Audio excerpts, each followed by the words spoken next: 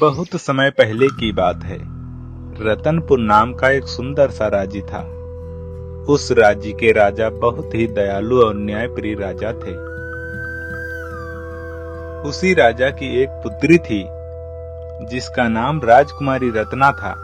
राजकुमारी रत्ना देखने में बहुत सुंदर थी, परंतु उसकी खास बात यह थी कि वह दिन भर राजकुमारी के रूप में रहती थी और जैसे ही रात के 12 बजते वह एक खूनी चुड़ैल बन जाती थी। लेकिन राजकुमारी का यही रहस्य पूरे राज्य में किसी को भी पता नहीं था।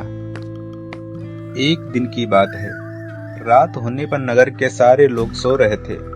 सिर्फ 2 पहरेदार राजमहल के दरवाजे पर पहरा दे रहे थे।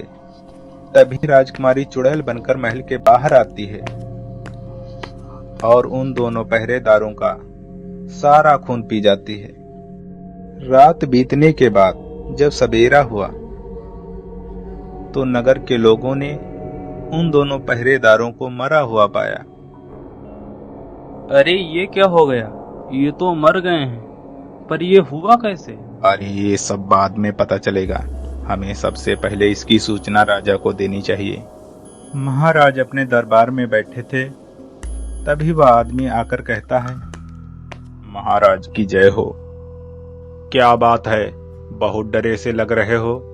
महाराज, राजमहल के दोनों दरबारियों की हत्या हो गई है। क्या? महल में आकर ऐसा करने का दुस्साहस किसने किया? महाराज स्वयं मृत पहरेदारों के पास पहुंच जाते हैं।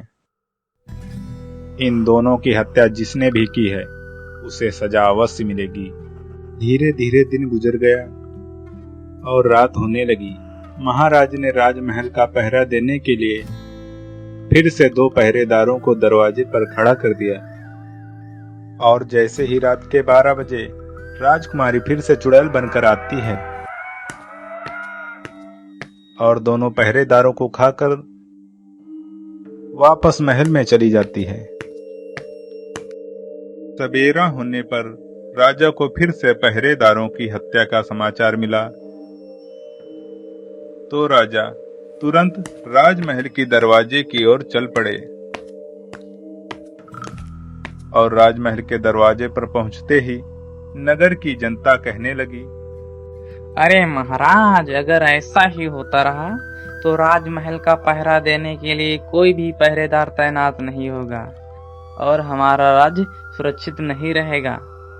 मुझे समझ में नहीं आता कि वो कौन है जो इन मासूम पहरेदारों की हत्या कर देता है। महाराज, हमें लगता है ये कोई इंसानों का काम नहीं है, ये किसी शैतान का काम है।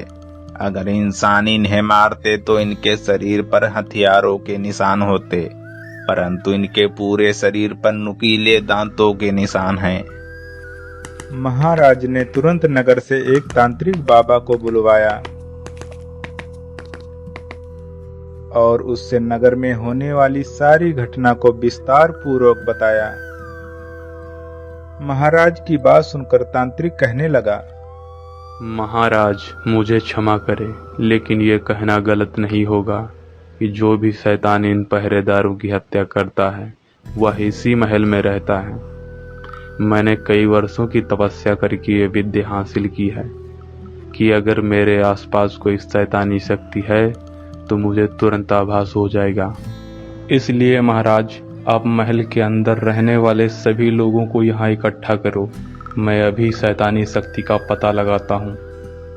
तांत्रिक के कहने पर महाराज ने महल में रहने वाले सभी लोगों को एक पास बुलाया।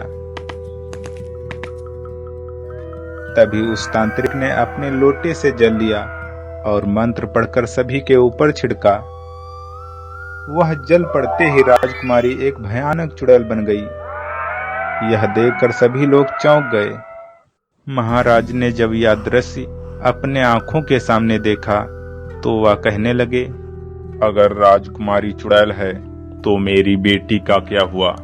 मुझे बहुत चिंता हो रही है। अपने बेटी की चिंता करना छोड़ दो, उसे तो मैंने अपना भोजन बना लिया है।